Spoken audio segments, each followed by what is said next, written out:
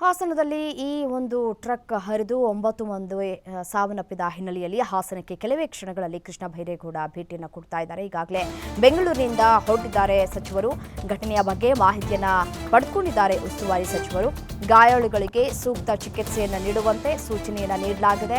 ಗಾಯಾಳುಗಳ ಆರೋಗ್ಯವನ್ನು ವಿಚಾರಿಸಲಿಕ್ಕಿದ್ದಾರೆ ಕೃಷ್ಣ ಬೈರೇಗೌಡರು. ಈಗಾಗಲೇ ಸರ್ಕಾರದಿಂದ 5 ಲಕ್ಷ ಪರಿಹಾರ ಘೋಷಣೆ ಆಗಿದೆ. ಗಾಯಾಳುಗಳಿಗೆ ಚಿಕಿತ್ಸಾ ವೆಚ್ಚವನ್ನು ಕೂಡ ಸರ್ಕಾರವೇ ಭರಿಸುತ್ತೆ ಅಂತ ಕೂಡ ಹೇಳಲಾಗಿದೆ. ಉಸ್ತುವಾರಿ ಸಚಿವರು ಆಗಿರುವಂತಹ ಹಿನ್ನೆಲೆಯಲ್ಲಿ ಇದೀಗ ಸ್ಥಳಕ್ಕೆ ಭೇಟಿಯನ್ನು ಕೂಡ ಕೊಡ್ತಾ ಇದ್ದಾರೆ. ಹೇಗಾಯಿತು ಈ ಒಂದು ಅಪಘಾತ ನಡೆಯುವಂತಹ ಸಂದರ್ಭದಲ್ಲಿ ಎಷ್ಟು ಜನ ಪೊಲೀಸ್ ಸಿಬ್ಬಂದಿಗಳನ್ನು ನೇಮಕ ಮಾಡಲಾಗಿತ್ತು, ಯಾಕೆಂದರೆ ಕೆಲವೊಂದಷ್ಟು ಮಾತುಗಳು ಕೂಡ ಕೇಳಿ ಬರ್ತಾ ಇದೆ. ಪೊಲೀಸ್ ಸಿಬ್ಬಂದಿಗಳನ್ನು ಇಲ್ಲಿ ನೇಮಕ ಮಾಡಿರಲಿಲ್ಲ ಅಂತ ಹೇಳಿ ವಿದ್ಯಾರ್ಥಿಗಳು ಕೊಟ್ಟಿರುವಂತಹ ಸ್ಟೇಟ್ಮೆಂಟ್ ಸಾಕಷ್ಟು ಅನುಮಾನಕ್ಕೂ ಕೂಡ ಎಡೆ ಮಾಡಿಕೊಡ್ತಾ ಇದೆ. ಅಷ್ಟು ಜನ ಒಮ್ಮೆಲೇ ಸೇರ್ತಾರೆ ಅಂತಂದರೆ ಕಳೆದ 25 ವರ್ಷಗಳಿಂದಲೂ ಕೂಡ ಗಣೇಶ ಮೂರ್ತಿಯನ್ನು ಕೂರಿಸಿ ವಿಸರ್ಜನೆ ಮಾಡಿ ವಿಜೃಂಭಣೆಯಿಂದ ಕಳಿಸ್ಕೊಡುವಂತಹ ಕೆಲಸವನ್ನು ಮಾಡ್ತಾ ಇದ್ದಾರೆ ಆ ಭಾಗದ ಜನ.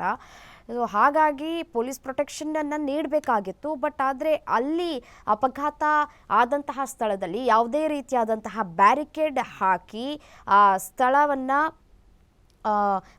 ಹಾಕಿ ಮುಚ್ಚುವಂತಹ ಕೆಲಸಕ್ಕೂ ಕೂಡ ಮುಂದಾಗಿಲ್ಲ. ಹೈವೇ ಆಗಿದ್ದಂತಹ ಹಿನ್ನೆಲೆಯಲ್ಲಿ ಒಂದು ಸೈಡ್ ಮೆರವಣಿಗೆ ಸಾಗ್ತಾ ಇತ್ತು, ಮತ್ತೊಂದು ಭಾಗದಲ್ಲಿ ವೆಹಿಕಲ್ಸ್ಗಳು ನಿಧಾನಗತಿಯಲ್ಲಿ ಪಾಸ್ ಆಗ್ತಾ ಇತ್ತು. ಬಟ್ ಆದರೆ ಈ ಟ್ರಕ್ ಬರುವಂತಹ ದೃಶ್ಯವನ್ನು ಗಮನಿಸ್ತಾ ಇದ್ದರೆ ಅತಿ ವೇಗವಾಗಿ ಟ್ರಕ್ಕನ್ನು ಓಡಿಸ್ಕೊಂಡು ಬರಲಾಗ್ತಾ ಇತ್ತು ಅನ್ನೋದು ಕೂಡ ಮಾಹಿತಿ ಸಿಗ್ತಾ ಇದೆ. ಮತ್ತು ಮೊದಲಿಗೆ ಆತ ಈ ಟ್ರಕ್ನ ಚಾಲಕ ಬೈಕಿಗೆ ಗುದ್ದಿದ ನಂತರ ಇಲ್ಲಿ ಮೆರವಣಿಗೆಯಲ್ಲಿ ಏನು ಭಾಗಿಯಾಗಿದ್ರಲ್ಲ ವಿದ್ಯಾರ್ಥಿಗಳು, ಅವರ ಮೇಲೆ ಹರಿದಿದೆ.